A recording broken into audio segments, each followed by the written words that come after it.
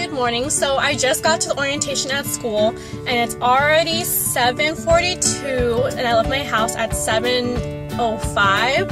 So I got here in a pretty good time, but the orientation starts at 8, so I'm gonna head over there now.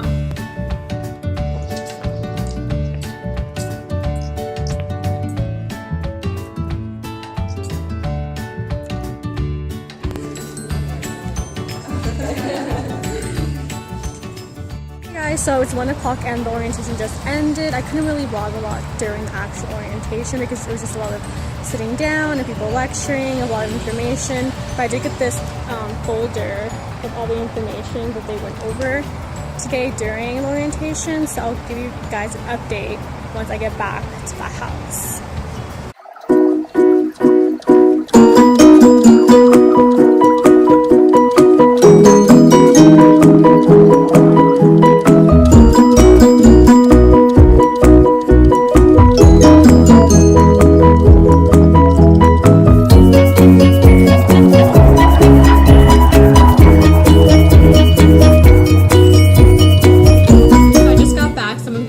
The folder that I got orientation. This is the folder that we got, and when you open it up, on the left hand side is our schedule for the day.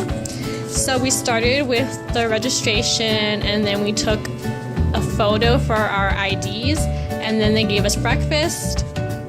So this kind of just goes over everything we did today, and I'll go over that more in depth in a second.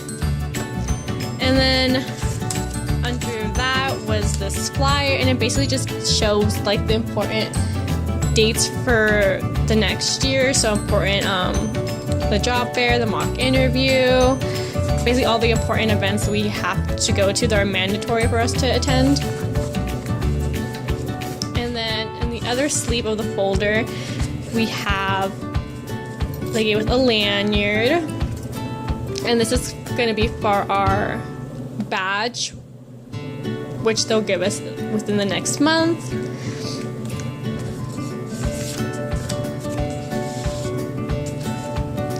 And then this is basically an overview of all the resources that are available to us through the Career Center. So they have professionals to help us look for jobs and internships, and they also have different kind of workshops, and you can schedule appointments with them. And within the folder, there was another folder, and this is the folder from the UCR Extension Center. And the Extension Center is basically a university within the university. So here they gave us basically this huge booklet of all the courses they're offering this summer through the Extension Center. And they basically told us that once we actually get our teacher credential and start teaching, we can take courses through the Extension Center in order to get more credits and move up on the pay scale. And we could also get certified for different credentials through the Extension program. And the good thing about this is because they know that the most of the students that are coming to the Extension Center already have jobs. Well, 90% of their courses are offered online. And these are the different credentials that they offer through the Extension Center. So through the Extension Center, after you're actually a teacher, you can go back there and get your credential for teaching AP classes. You can get your credential for teaching GATE students. You could get additional certifications. So if, let's say, you're a science teacher and you want to get certified for teaching math, you could go back to the Extension Center and you could get your certification for that as well, for different subjects. So there's like all these little mini flyers. It's like some of the courses that they offer, and most of these programs are, I think, 5 quarters or so, which means that it's basically a little over a year to get the credential that you're trying to get. So that's all the information for the Extension Center.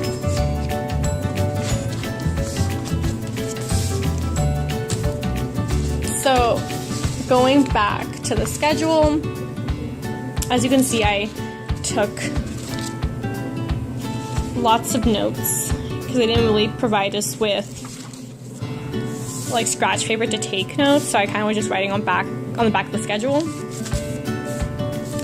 So we started with the introduction. So the people that are coordinating the program introduce themselves, and then school's first federal credit union is our school bank. So they were kind of there to tell us about the different kind of loans that we can get as graduate students. And University Extension, they were basically going over all the information that I just went over in this folder.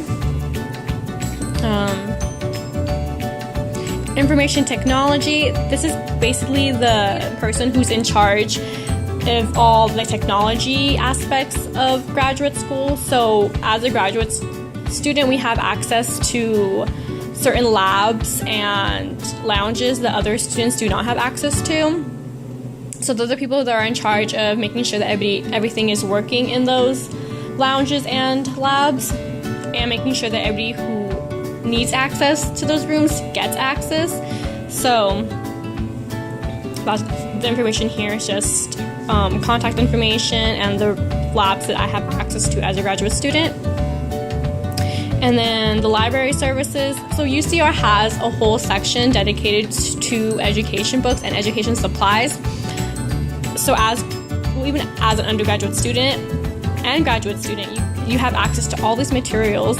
So Chris was basically telling us the different kind of supplies they have, and we could, even as a teacher, you could come back to UCR and get a non-student ID card or library card, and you could rent supplies through them as well. So that's a great resource. Oh, and then they had a panel of 3 alumni that graduated from the UCR Masters and Credential Program. And some of the key points that they said were, as a graduate student and even as a teacher, you have to have really good time management skills, because being a teacher does entail a lot, and it does have a lot of expectations. And that's another key point, is classroom and behavioral management.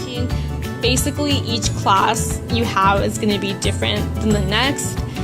So even though you're having a really good year one year in terms of behavior, the next year may be horrible and horrendous. So you never really get used to that.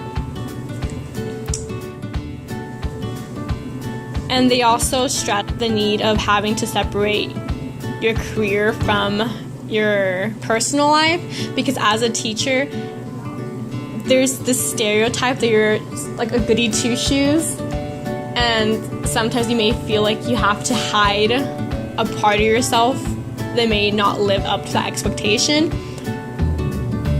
But it's important for you to still be yourself. So the panel lasted for about half an hour. And then we got a break. Professional talk, they basically talked about what we can wear during our student teaching, and basically the appropriate manners, appropriate behaviors, the do and don'ts of the program. Since we are representing UCR, we have to keep up certain standards. So I took notes on that. Just some key points. They told us we had to take this seriously, we had to speak up and ask questions, accept feedback, be reliable. So we can't be late. We have to be there at least 20 to 30 minutes before we're supposed to be there.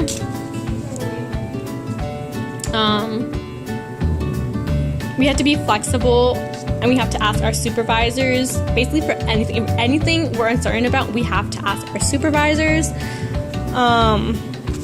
Be helpful.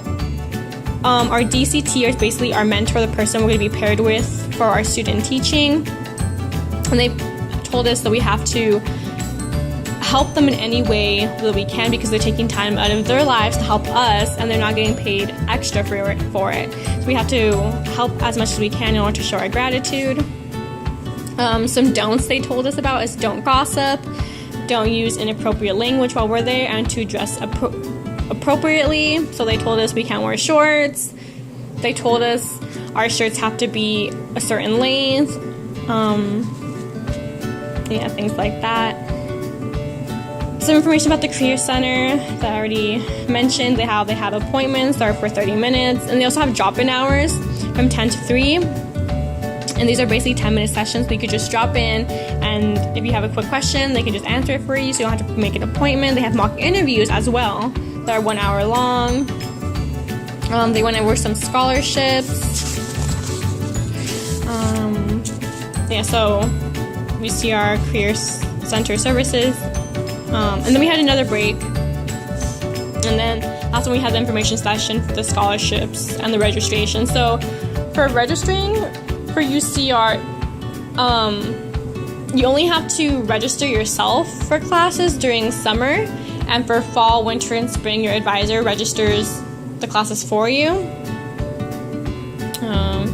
And they also told us about some scholarships that are open to us right now. There's 2 that are open right now that we can apply for. And they're both around $1,000 each, I believe. And then, information session, the teaching grant. So for this grant, there are certain requirements that you have to complete prior to applying for the grant. So there are certain classes and exams you have to take before you can actually apply. And then one of the requirements for receiving this grant is that by accepting the grant, you're basically stating that for 4 years after you graduate, you're going to be teaching in a low-income school. So if you do not follow that through, then your grant turns into a loan. And once it turns into a loan, you can't change it back into a grant. And that's when they went over the internship and student teaching hours. So, sorry, it's in this page over here. So in the summer, our student teaching begins in August, and during the whole month of August to September, we'll be doing around only 40 hours, so basically around 8 hours per week or so of student teaching. And during the summer, only observing, so we're not helping the teacher in any way, we're strictly observing the teacher. And then in fall, our hours are increasing, and we're actually working with our mentor, and we're doing 12 hours per week. And then in the winter, again, our hours increase, and we're doing 18 hours per week. And then for spring, we're doing full-time, which is 40 hours per week.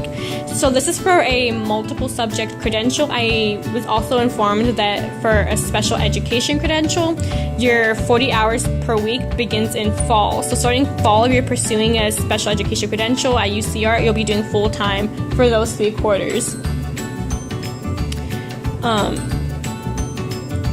So total, we'll be doing around 600 to 612 hours throughout the entire program, which is 1 year long. And then,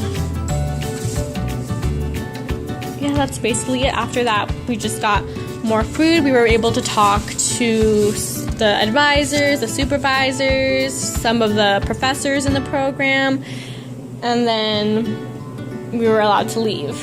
So that's basically all that we went over during the orientation, all the key points. It was just, some of it was new information and some of it was old information, so that I was already an undergraduate student at UCR, so I already knew some of the information, which was a lot easier to comprehend than someone who went to another school for their undergrad. So I'm lucky in that sense. And that is it.